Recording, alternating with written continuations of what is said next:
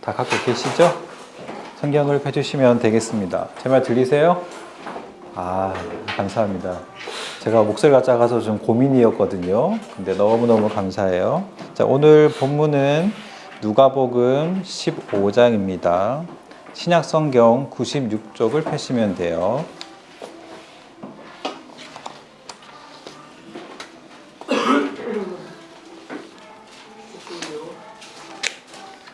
96쪽입니다. 신약 성경 96쪽이에요.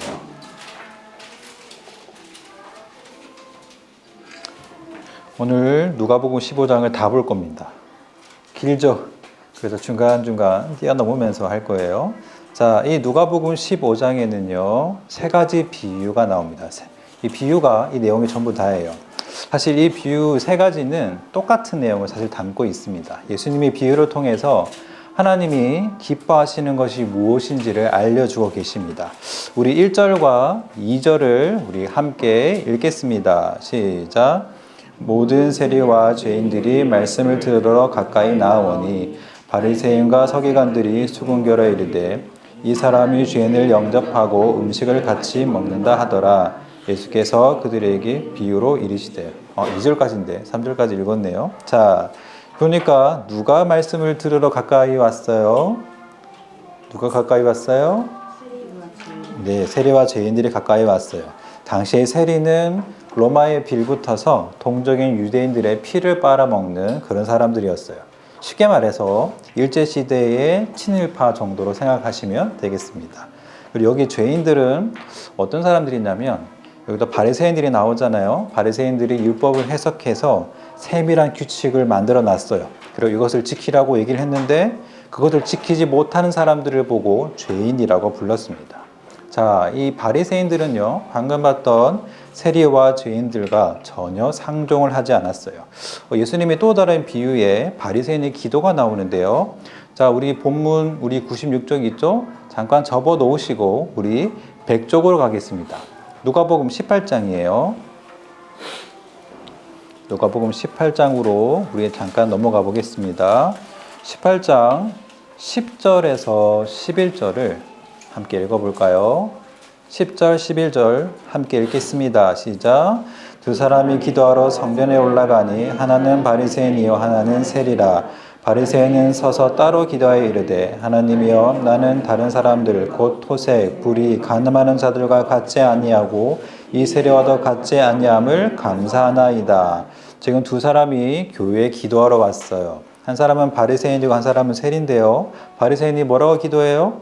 하나님, 제가 저 멀리서 저기 저 세리하고 같지 않아서 너무너무 감사드려요 라고 기도합니다. 그것도 바리새인들은 기도를 크게 했거든요. 옆에 사람 목소리 다 들려요. 그러면 세리의 마음은 어땠을까요? 참 마음이 착잡했겠죠. 이렇게 바리새인들이 상종도 하지 않는 이런 사람들이 오늘 본문에 주님께로 왔습니다. 그런데 주님이 이 죄인들과 교제를 하시고요. 식사도 같이 하시는 거예요. 자, 여러분들 혹시 밥 먹을 때 마음에 안 드는 사람과 밥 먹으면 체하죠? 그렇죠? 밥 먹는 것도 친한 사람과 먹어야 기분 좋게 먹을 수가 있어요. 근데 예수님이 죄인들과 식사를 하고 있는 거예요. 바리새인들 보기에 굉장히 불편합니다. 그래서 이걸 본 이 바리새인들이 이 예수님의 행동을 보고 수근수근 거립니다. 그러자 이 바리새인들에게 예수님이 하나님이 정말로 기뻐하시는 것이 무엇인지를 비유로 설명을 하시는 거예요. 자, 첫 번째 비유는요, 4절부터 나오는데요. 잃어버린 양에 대한 비유입니다. 우리 4절 우리 함께 읽겠습니다. 시작. 너희 중에 어떤 사람이 양 100마리가 있는데 그들 중에 하나를 잃으면 99마리를 들에 두고 그 잃은 것을 찾아내기까지 찾아다니지 아니하겠느냐. 양이 100마리가 있어요. 그 중에 한 마리를 잃어버렸습니다. 아시다시피 양은 시력이 굉장히 안 좋아요. 그래서 그냥 내버려 두면 혼자 낭떠러지에 떨어지고 죽기가 굉장히 쉬워요. 게다가 얼마나 온순한 동물이에요. 사자하고 싸우면 이길까요? 아니겠죠. 아마 잡아먹힐 겁니다. 그러니까 이 양은 이 목자가 돌보지 않으면 반드시 죽을 수 있는 그런 동물이에요. 자, 근데 목자가 어떻게 하냐면 99마리를 놔두고 잃어버린 양 한 마리를 찾아내기까지 찾아다닙니다.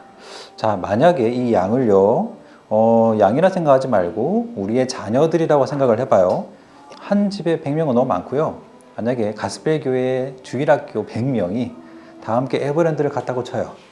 갔는데 집에 갈 때 되니까 한 명이 없어요. 여러분 어떻게 하실래요?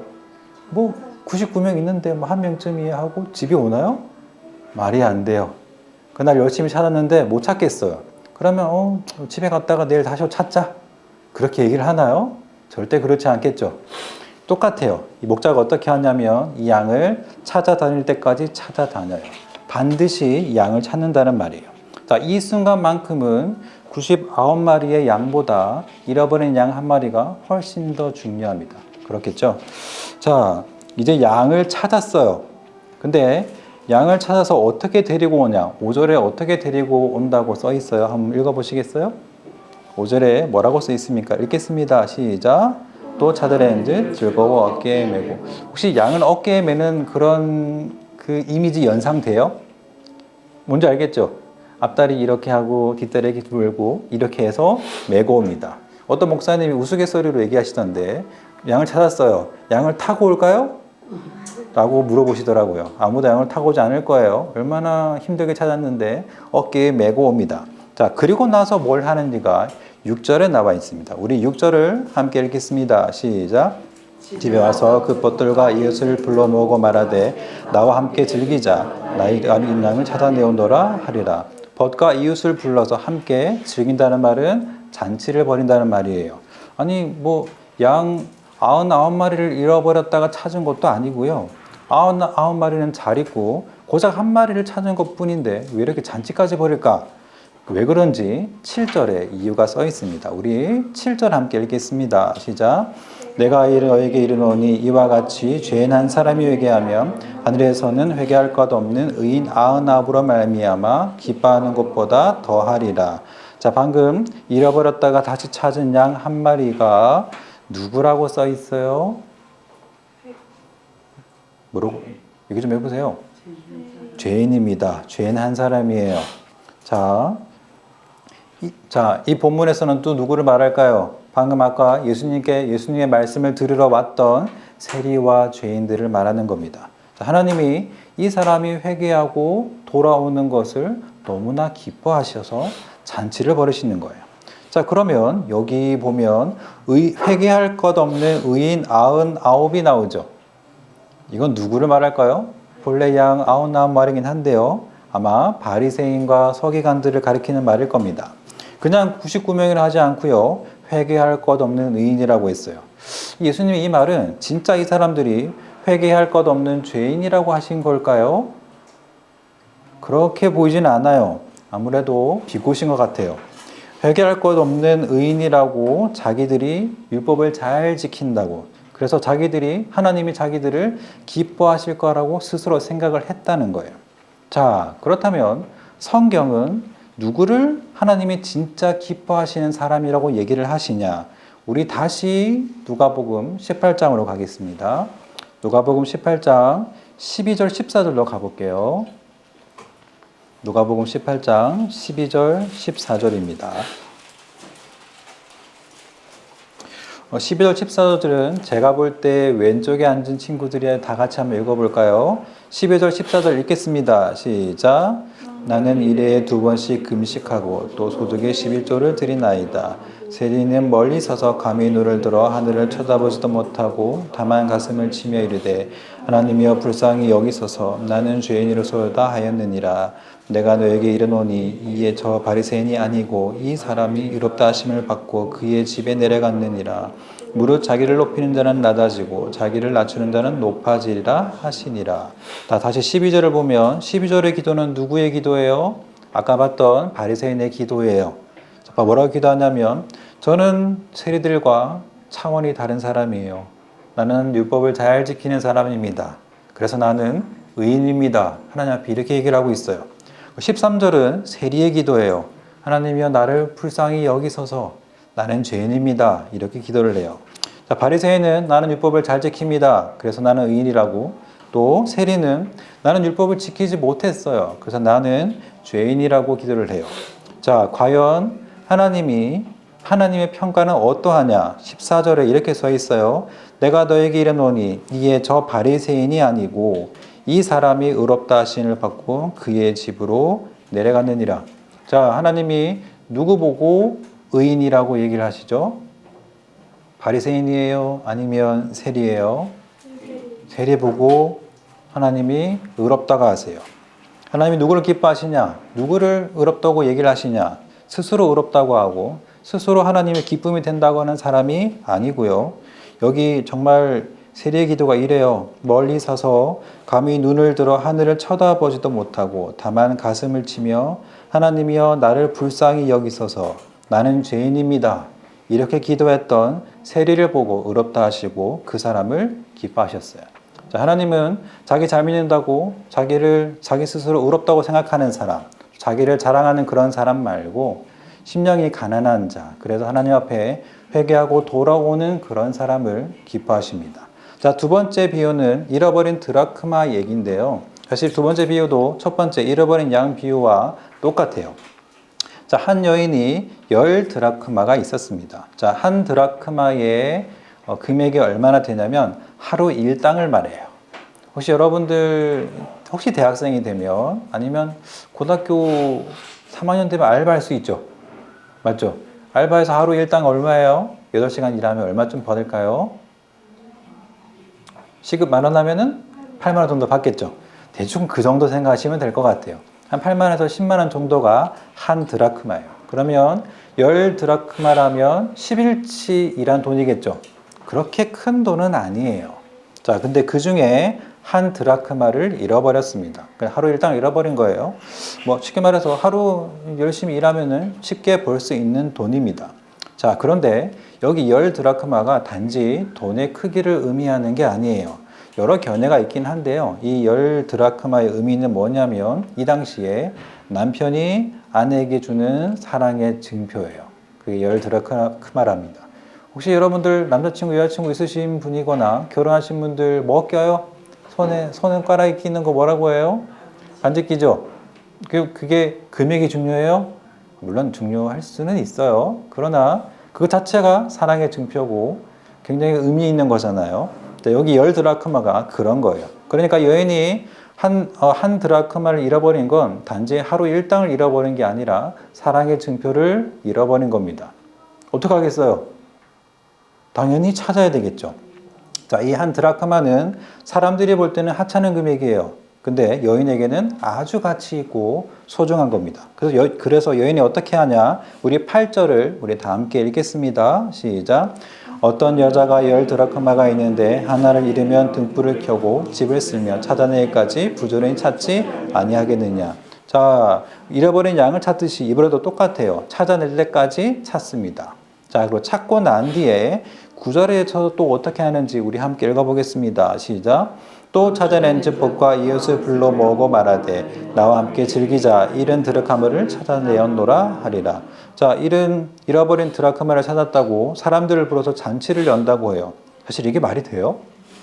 하루 일당을 찾았어요. 10만 원. 그거 찾았다고 잔치를 벌이면 여러분 아시죠? 불에다가 고기 몇 사람이랑 고기 좀 구워 먹으면 10만 원 훌쩍 넘어가요. 당연하겠죠. 그런데 왜 이렇게 하냐? 예수님이 엄청나게 과장을 하시는 거예요. 그만큼 이 한 드라크마가 소중하다는 거예요. 그럼 대체 이 한 드라크마 뭐냐? 그게 또 10절에 나옵니다. 우리 10절 우리 함께 읽겠습니다. 시작. 내가 너에게 이르노니 이와 같이 죄인 한 사람이 회개하면 하나님의 사자들 앞에 기쁨이 되리라. 자, 한 드라크마는 또 누가 돼요? 죄인입니다. 회개하는 죄인 한 사람이 한 드라크마예요. 자, 여러분들 잃어버린 자녀 한 사람을 찾았어요. 여기에 돈을 얼마 들었냐, 돈이 되냐 이런 경제적인 논리가 중요한가요? 중요하지 않아요. 전혀 그렇지가 않아요. 찾는 것만으로도 기뻐요. 여러분도 혹시 세상에 똥만 잘 싸도 칭찬받는 사람 있는 거 알아요? 저희 집에 있어요. 저희 집에 똥을 싸면은 기저귀를 갈아줘야 되고요. 또 똥을 너무 많이 싸면은 그냥 기저귀 갈아주고 뭐 닦는 걸로 안 돼요. 딱 가서 또 씻겨야 돼요. 엄청 귀찮거든요. 하등 저에게 도움이 안 돼요. 근데 부모 마음으로선 똥을 잘 싸는 것만으로도 너무너무 감사하고 기뻐요. 생각해봐요. 애가 똥을 못 싸면 어떻게 돼요? 죽어요. 병이 있는 거겠죠. 그게 훨씬 더 문제예요. 잘 사는 게 훨씬 더 저에게는 좋은 겁니다. 자, 저는 저희 아이가 잘 먹고 잘 자고 잘 사는 것만으로도 기뻐요. 하나님 아버지의 마음도 완전 똑같아요. 찾은 것만으로도 기쁜 거예요. 거기에 돈의 논리가 전혀 중요하지 않는 겁니다. 자, 세 번째 비유는 잃어버린 아들 탕자 이야기입니다. 너무나 유명해서 여러분들 다 아실 거예요. 자, 여기 이 이야기에는 주인공이 나오는데 주인공이 세 명이에요. 누구죠? 첫째는 이제 돈 들고 가버린 둘째 아들이 나오고요. 첫째 아들도 나오고요. 아버지도 나와요. 셋 다 사실 주인공이라고 할 수가 있습니다. 자, 어떻게 이야기가 벌어지는지 볼까요? 둘째가 아버지에게 유산을 물려달라고 해요. 자, 이게 뭐 요즘에는 크게 문제가 안 될 것 같아요. 이왕 유산 주실 거 미리 좀 땡겨주세요. 이런 거잖아요. 맞죠? 근데 이 당시 유대 사회에서 재산 상속이라는 건 아버지가 돌아가실 때, 숨이 헐떡헐떡 하실 때 이루어지는 일이에요. 그러니까 재산을 좀 상속해 달라는 거는 빨리 줄 거 주고 죽으세요라는 말이 돼요. 빨리 돌아가셔가지고 제 것 좀 주세요. 이러한 말이 됩니다. 그러면 이게 어떤 의미가 될까요? 굉장히 둘째 아들 굉장히 나쁜 놈이죠. 맞죠? 자, 그리고 둘째가 유산을 받았어요. 그 다음에 어떻게 하는지가 13절, 14절에 나옵니다. 우리 함께 읽어보겠습니다. 시작. 그 후 며칠이 안 되어 둘째 아들이 재물을 다 모아가지고 먼 나라에 가 거기서 허랑방탕하여 그 재산을 낭비하더니 다 없앤 후 그 나라에 크게 운련이 들어 그가 비로소 궁핍한지라. 자, 둘째가 유산 받아서 어디로 갔대요? 13절에 나옵니다. 어디로 갔대요? 먼 나라로 갔대요. 자, 유대 땅이 아니라 이방 나라로 갔다는 말입니다. 자, 유대인들은 이방인을 개나 돼지 정도로 취급을 했어요. 그런데 유대인이 이방 나라에 가서 산다? 그게 무슨 의미일까요? 쉽게 말해, 이 아버지하고 우리 가문하고 이제 유대 민족과 완전히 인연을 끊겠다는 거예요. 다시는 돌아오지 않겠다. 뭐 그런 마음을 가지고 갔다는 겁니다. 자, 먼 나라로 가서는 어떻게 했냐면 허랑방탕해서 재산을 다 낭비합니다. 그런데 하필 또 그 나라에 큰 흉년이 들었어요. 이게 딱 누구의 그림이에요? 저희가 공부했듯이 이건 누구의 그림이에요? 모든 것을 주시는 하나님을 거부한 딱 아담의 모습이에요. 하나님과 같이 있으면 모든 것이 다 풍족한데 하나님 필요 없다고 하나님 자리에 앉은 게 아담이잖아요. 그 결과가 어떠하냐? 사람은 가지고 있는 재산이고 그리고 우리의 모든 것이 다 무한하지 않고 유한하잖아요. 모아서 가져갔던 그 재산을 다 탕진해 버립니다. 그리고 엎친 데 겹친 격으로 흉년이 찾아와요. 인생의 막다른 딱 한계를 만난 겁니다. 이게 바로 죄인의 모습이에요. 자, 이 둘째가 정신을 차리고 다시 아버지께로 돌아옵니다. 그때 아버지가 어떻게 하는지 한번 볼까요? 우리 20절입니다. 20절 함께 읽겠습니다. 시작. 이에 일어나서 아버지께로 돌아가니라. 아직도 거리가 먼데 아버지가 그를 보고 측은히 여겨 달려가 목을 안고 입을 맞추니. 자, 아버지가 아들이 오니까 입을 맞추고 목을 안았다 써 있습니다. 아버지가 이 둘째 아들을 지나가다가 우연히 만났을 것 같으세요? 그림을 봐서는 그렇지가 않아요. 아버지는 이 아들을 동네 입구에서 매일 기다린 것 같아요. 자, 근데 어느 날 멀리서 아들이 옵니다. 자, 보니까 너무 마음이 아파요. 진짜 아마 몰골이 어마어마했겠죠.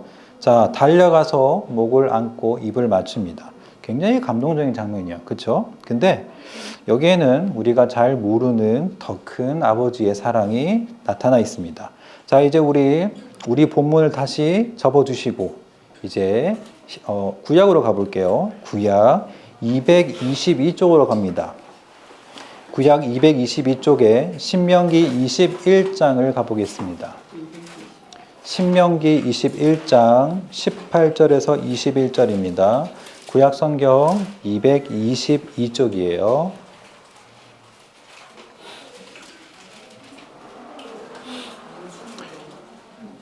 신명기 21 아, 죄송합니다. 다시 찾아주세요. 신명기 21장이에요.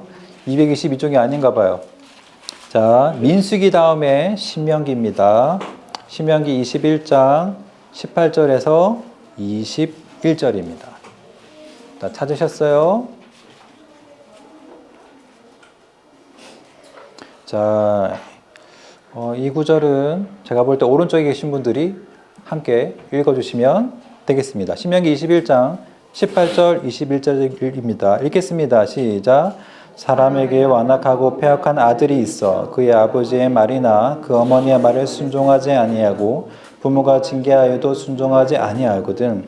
그의 부모가 그를 끌고 성문에 이르러 그 성읍 장로들에게 나아가서 그 성읍 장로들에게 말하기를 우리의 이 자식은 완악하고 패역하여 우리 말을 듣지 아니하고 방탕하며 술에 잠긴 자라 하면 그 성읍의 모든 사람들이 그를 돌로 쳐 죽일지니 이같이 내가 의중에 악을 제하라. 그리하면 온 이스라엘이 듣고 두려워하리라.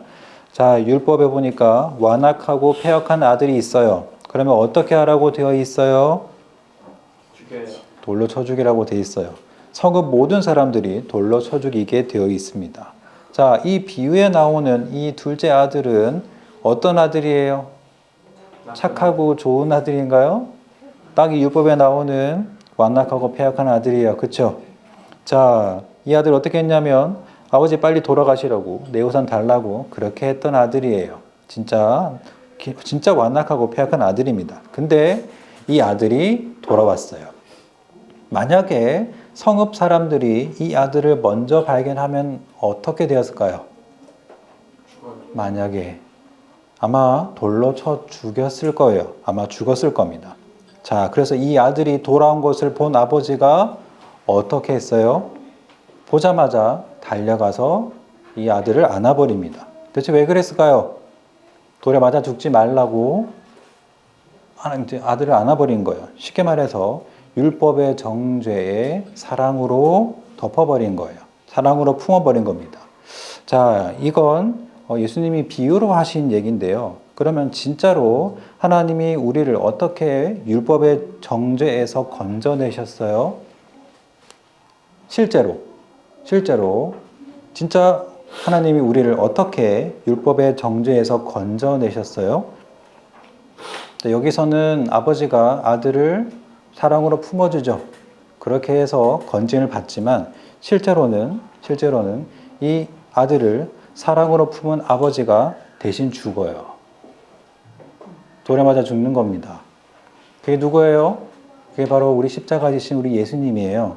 예수님이 우리의 죄값을 치르고 대신 죽으신 거예요. 그 때문에 우리를 살리신 겁니다. 자, 이 아들을 품은 아버지가 어떻게 하냐? 첫 번째, 두 번째 비유에서 봤던 것 같이 똑같이 합니다. 우리 22절부터 24절을 함께 읽도록 하겠습니다. 시작. 아버지는 종들에게 이르되 제일 좋은 옷을 내어다가 입히고 손에 가락지를 끼우고 발에 신을 신기라. 그리고 살진 송아지를 끌어다가 잡으라. 우리가 먹고 즐기자. 이 내 아들은 죽었다가 다시 살아났으며 내가 잃었다가 다시 얻었노라 하니 그들이 즐거워하더라. 자, 아들은 와가지고 아들이 될 면목이 없다고 종이 되겠다고 하는데 아버지는 다시 아들로 받아들입니다. 그리고 너무 기뻐서 잔치를 벌여요. 자, 여기까지 하면 굉장히 이야기가 매끄럽게 잘 이어지는데 여기서 끝나면 좋은데 한 명이 남아 있습니다. 누가 남아 있어요? 또 다른 주인공 맏아들이 남아 있어요. 자, 맏아들이 일을 하고 집으로 돌아오는데 동생이 살아 돌아와서 아버지가 잔치를 베푼다는 얘기를 들었어요. 기분이 어땠을까요? 너무 빡쳐서 아버지에게 얘기를 합니다. 그게 29절에서 30절에 있어요. 우리 함께 읽겠습니다. 시작. 아버지께 대답하여 이르되 내가 여러의 아버지를 섬겨 명을 어김이 없거늘 내게는 염소 새끼라도 주어 나와 내 벗으로 즐기게 하신 일이 없더니 아버지의 살림을 창녀들과 함께 삼켜버린 이 아들이 돌아오매 이를 위하여 살진 송아지를 잡으셨나이다. 아버지, 여기까지만 읽겠습니다. 아버지, 어떻게 아버지의 재산을 가져가서 다 탕진해버린 저놈을 다시 받아주고 잔치까지 베푼다고요? 저는 참을 수가 없어요. 이렇게 맏아들이 얘기합니다. 자, 맏아들이 대체 왜 빡쳤냐? 여기 이 했던 말을 보면 아버지가 아버지 말을 잘 듣고 열심히 일한 자기의 공로는 인정해 주지 않고 반대로 아무 공로 없는 저 자식이 돌아와서 아무 일 없다는 듯이 소고기를 먹고 있는 거예요. 화가 나요, 안 나요? 화가 나요, 안 나요? 안 나요? 저는 조금 나더라고요. 아니, 난 열심히 일하는데 내 동생이 재산 다 가져갔다고 다 털어먹고 와가지고 이런 짓을 한다. 좀 화가 날 것 같더라고요. 자, 맏아들은 이 동생이 돌아왔는데 살아 돌아왔는데 기뻐했어요? 기뻐하지 않았어요? 전혀 기뻐하지 않았어요. 자, 사실 이 맏아들은 뭐라고 얘기를 하냐면 이 돌아온 동생을 동생으로 여기지도 않아요. 우리 30절 잠깐 볼까요? 30절에 보면 이 동생을 뭐라고 부르는지가 나옵니다. 뭐라고 써 있어요? 이 아들. 여기 이 아들이가 번역된 게 원어를 보니까 당신의 아들이에요. 그러니까 아버지 보고 뭐라고 얘기를 하는 거냐면 아버지 보고 당신 아들 돌아가서 좋으세요? 뭐 소고기 구워주시고 이렇게 얘기를 하고 있는 거예요. 상황 이해되시죠? 지금 이 맏아들이 굉장히 지금 기분이 안 좋아요. 자, 여기서 동생은 누구예요? 세리와 죄인들이고 그러면 이 맏아들은 누구일까요? 맞아요. 오늘 비유를 들어야 하는 바리새인들입니다. 자, 대체 이 바리새인들, 맏아들은 대체 왜 그렇게 되었을까? 사실 이 맏아들이 너무 큰 착각을 하고 있어요. 맏아들이 아들이잖아요, 맞죠? 아들이 된 게 엄청난 큰 노력을 해서 된 건가요? 아니에요. 전혀 아무 공로 없이 그냥 자녀가 됐어요. 그냥 아들이 됐어요. 그리고 아무 공로 없이 아버지의 유산을 받는 그런 상속자가 됐어요. 또 근데 이 맏아들은 어떻게 생각을 하냐면 이 모든 것들을 자기가 노력해서 획득한 것이라고 착각을 합니다. 그러니까 아무 조건 없이 유산을 다 가져가고 유산을 다 낭비하고 돌아온 자기 동생이 전혀 못마땅한 거예요. 그게 이 비유의 그림입니다. 자, 이제 우리 결론을 맺어보겠습니다. 자, 이 세 가지 비유를 통해서 우리는 하나님이 무엇을 기뻐하시는지를 알 수가 있어요. 죄인이 회개하고 돌아오는 것을 기뻐하십니다. 그리고 하나님은 이 하나님의 기쁨에 하나님의 자녀인 우리도 함께 기뻐하기를 원하세요. 이 세 구절 다 무슨 말이 있어요? 함께 즐거워하자. 함께 잔치에 참여하자. 잃어버린 자가 돌아왔으니까 함께 즐거워하자. 이런 구절들이 계속 나옵니다. 자, 근데 이게 어떻게 가능해요? 저는 사실 좀 잘 안 될 것 같아요. 약간 맏아들 같은 그런 마음이 좀 있어요. 그런 거 없으세요? 우리 또 세 명 얘기를 해야 되나? 우리 시우가 유산을 받아가지고 허랑방탕하게 살고 집으로 돌아왔어요. 진짜 거지꼴이 돼서 돌아왔어요. 근데 부모님은 너무 기쁘게 반겨요. 얘가 어떤 삶을 살아왔듯이 가정으로 돌아온 것만으로도 기뻐요. 근데 혹시 누나와 형은 어떨까요? 어떨 것 같으세요? 두 분은 어떠세요? 기쁘세요? 엄청? 자, 어떻게 우리가 바리새인과 맏아들과 다르게 이 아버지의 기쁨에 참여할 수가 있을까요? 사실 이것도 우리 힘으로 안 되는 것 같아요. 자, 우리가 은혜라는 말을 쓰죠. 맞죠? 혹시 이 은혜라는 말의 뜻을 혹시 아시나요? 은혜라는 건 받을 자격이 없는데도 하나님이 조건 없이 사랑하셨다. 이게 바로 은혜거든요. 그러니까 은혜를 받았다는 건 자기가 아무 받을 자격이 없는데도 하나님이 나를 사랑하셨고 나를 받아주셨다는 걸 아는 거예요. 이게 은혜를 받은 사람입니다. 자, 이 은혜를 받아야 하나님이 내게 아무 조건을 내걸지 않았듯이 내가 다른 사람에게 아무 조건을 내걸지 않고 받아들일 수가 있어요. 조건 없이 그 사람을 사랑할 수가 있습니다. 그래서 여러분들은 다른 사람을 사랑하기 위해선 이 은혜를 받으셔야 되고 이 은혜를 반드시 간구를 하셔야 돼요. 그래야 이 아버지의 마음으로 다른 사람을 품을 수가 있습니다.